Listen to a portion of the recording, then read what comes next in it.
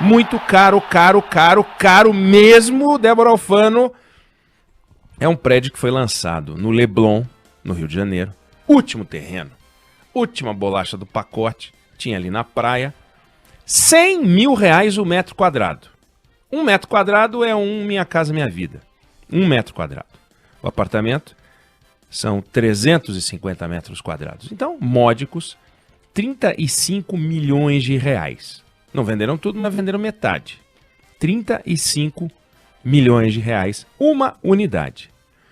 999-592-100, se você compraria à vista. 999-592-100. Você também... Não, eu ia falar outra coisa. Diz que B. Diz se você pagaria à vista ou se você ia dividir em 3, 4, 5 até 10 parcelas no cartão. R$35 milhões para você tirar da poupança assim de uma hora para outra. Talvez fosse o caso de dividir em 10 vezes. R$35 milhões o apartamento. Lançaram no começo do ano, a BMW lançou algumas unidades do modelo dela que é o mais caro. Carros acima de R$1 milhão. Venderam todos. A Porsche bateu recorde de vendas no Brasil. Preço médio R$500 mil. Tem carros bem mais caros do que isso. A venda de carros de alto padrão no mundo, na pandemia, caiu 10%. No Brasil, subiu 2%. São Paulo tirou de Nova York o título de cidade com a maior frota de helicópteros do mundo. É São Paulo, não é mais Nova York. É a única cidade no mundo que tem um controle de tráfego aéreo específico para helicóptero. O Brasil é o segundo maior mercado de aviões executivos do mundo, turbohélices e jatos. Perde para os Estados Unidos. Mas assim, o terceiro país, que é o México, tem metade do número de aeronaves que o Brasil tem. 88% dos voos que circulam no Brasil, aí comerciais, voos executivos e tal, se dão em torno de 1.000 quilômetros da cidade de São Paulo.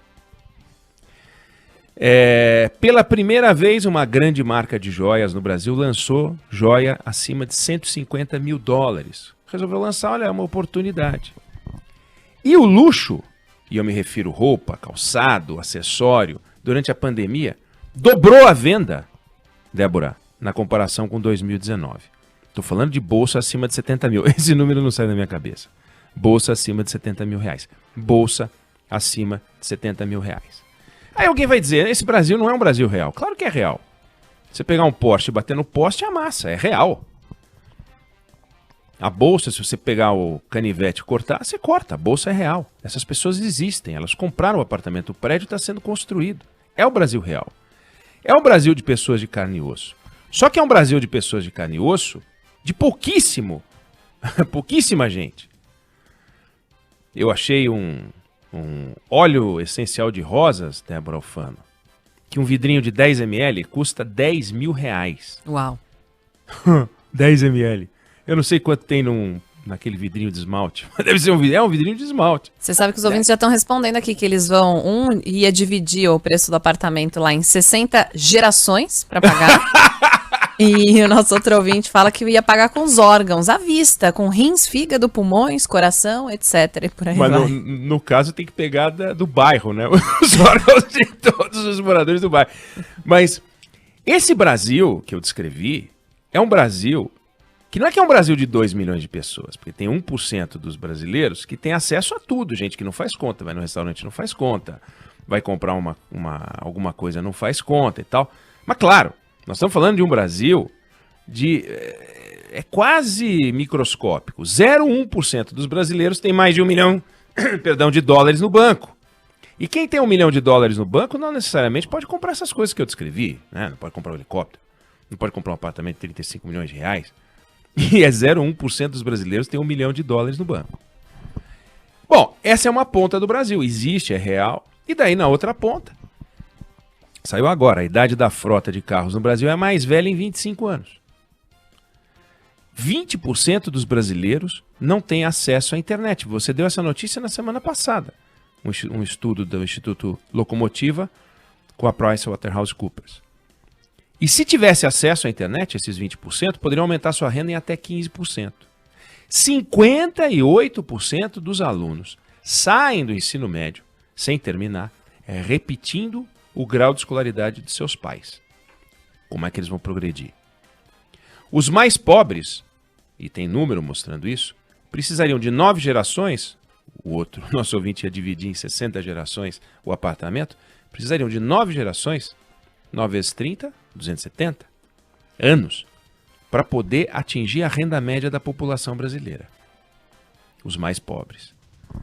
Lembrando que ensino é algo fundamental e os professores brasileiros têm o salário mais baixo comparado com 40 países. 1/4 dos brasileiros vivendo na pobreza ou na pobreza extrema, sem falar dos desempregados, né? Daqueles que já nem procuram emprego. Então, diante desse cenário de extremos, que já foi muito discutido, muito abordado, muito criticado, o Brasil, o país com a maior concentração de renda do mundo, a segunda maior concentração de renda do mundo, só perde para o Catar. Fica parecendo, e é normal que as pessoas sejam levadas a achar que a existência de muitos pobres é culpa dos pouco ricos. Tem pouco rico. Esses poucos ricos estão concentrando dinheiro, estão tomando dinheiro dos pobres. Então esse processo de concentração, quando a gente fala em concentração de renda, fica parecendo que os ricos, os poucos que existem no Brasil, pegam uma cesta de dinheiro e vão roubar o dinheiro dos pobres, criando um conflito social que simplesmente não existe. E que a gente tem que tomar muito cuidado para não sair reproduzindo, porque os populistas de esquerda e os populistas de direita vivem dizendo isso. A gente ouve isso do Paulo Guedes, um populista, um neopopulista. A gente ouve isso do Bolsonaro, a gente ouve isso do Lula. Enfrentar a desigualdade no Brasil não é aumentar a miséria dos ricos, é aumentar a riqueza dos pobres. E aumentar a riqueza dos pobres não vai se dar por um sistema de tributação em que você arranque o dinheiro dessa gente, que tem muito dinheiro.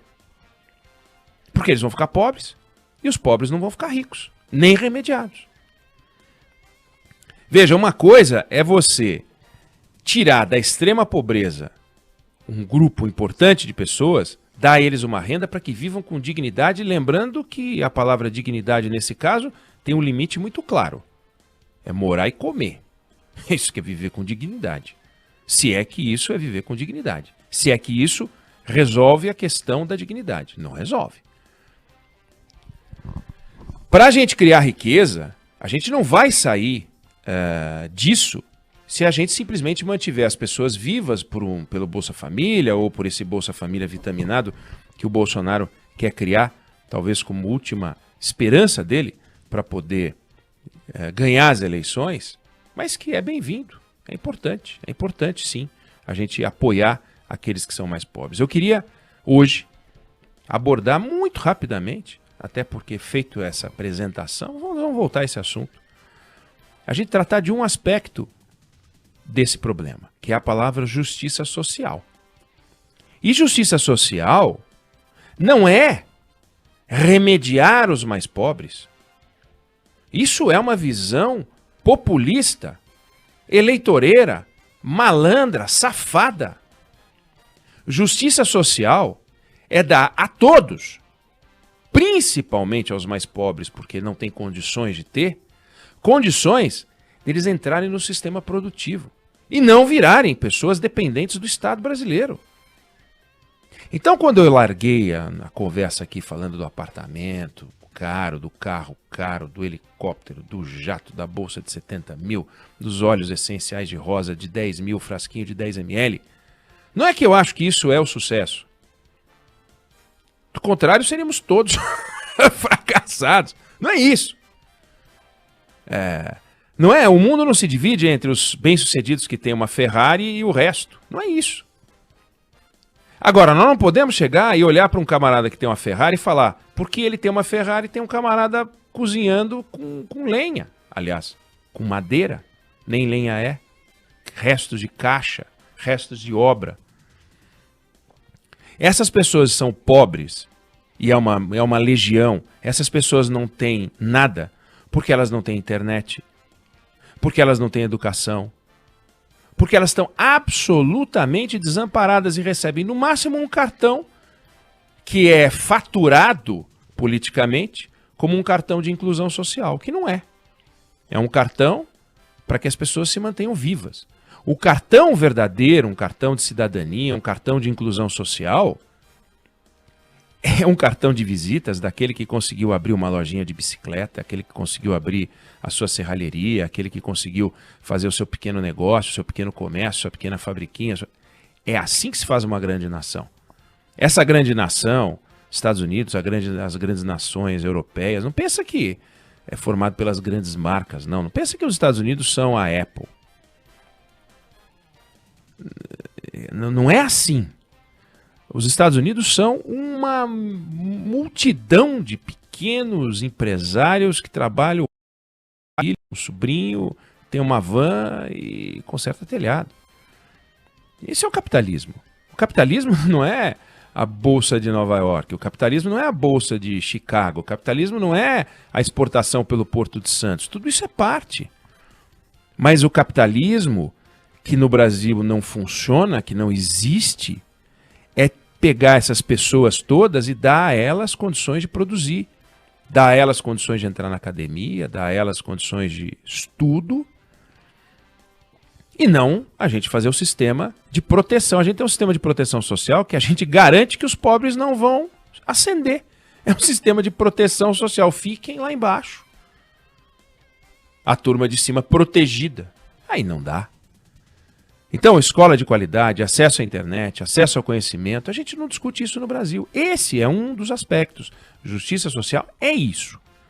É dar a todos, principalmente aos mais pobres, aquilo que todos aqueles que estão nessa faixa de consumo que eu descrevi tiveram. Mas tiveram de básico. Tiveram muito mais. Mas tiveram. É inconcebível. A gente está falando aqui, acompanhe a Band News FM pelos aplicativos, pelas redes sociais, acessa pela internet, ouve no rádio, ouve no carro. Tem gente que não pode. Não pode. Tem gente que não pode, que não tem condições de ouvir. Não dá. E sem ouvir, eu não estou falando ouvir a Band News FM, eu me orgulharia muito que estivessem ouvindo a Band News FM, mas discutindo o Brasil, como a gente está fazendo aqui, ouvindo o Fernando Schiller, batendo papo com o Rodrigo Aidar, conversando com o professor José Roberto, ouvindo a Juliana Rosa, os nossos colunistas, todos aqui estão discutindo o Brasil, nós estamos discutindo o Brasil, Débora, é o que você faz aqui apresentando no noticiário que eu acompanhei durante o final de semana. Eu acompanhando a formatura, uma filha que está se formando médica, eu tenho um filho que está estudando engenharia de produção, eu tenho um filho que está estudando economia. E essas pessoas que não terminam o ensino médio, eu não vou me sentir culpado por isso. E não devo me sentir culpado, e ninguém tem que se sentir culpado por isso. É desse choque, dessa culpa, que se alimentam os populistas, de direita e de esquerda. Não é isso. Mas é a gente lutar por justiça social para acabar, não com um apartamento de 35 milhões de reais, que exista, não tem problema, mas para que as outras pessoas, o grosso da sociedade brasileira, possa entrar no jogo, possa produzir e amanhã possa comprar algo, amanhã possa evoluir, amanhã possa dar para os seus filhos e os filhos para os netos aquilo que os pais e os avós não tiveram. O Brasil sempre foi uma terra de mobilidade, mas a mobilidade brasileira acabou. Nós estancamos com uma renda muito baixa. Vamos voltar a discutir desigualdade. Esse é um tema que a gente tem que discutir muito, Débora, acho que a gente precisa debater esse assunto e não podemos permitir que esse fosso social seja combustível para que os populistas joguem os ricos contra os pobres e os pobres contra os ricos. Isso a gente não pode permitir. O que há no Brasil é uma não discussão. A gente finge que não existe. Dá um cartão, aumenta o Bolsa Família e diz, estamos protegendo os mais pobres, não estamos fazendo nada mais do que obrigação e temos que fazer muito mais que nós não estamos fazendo.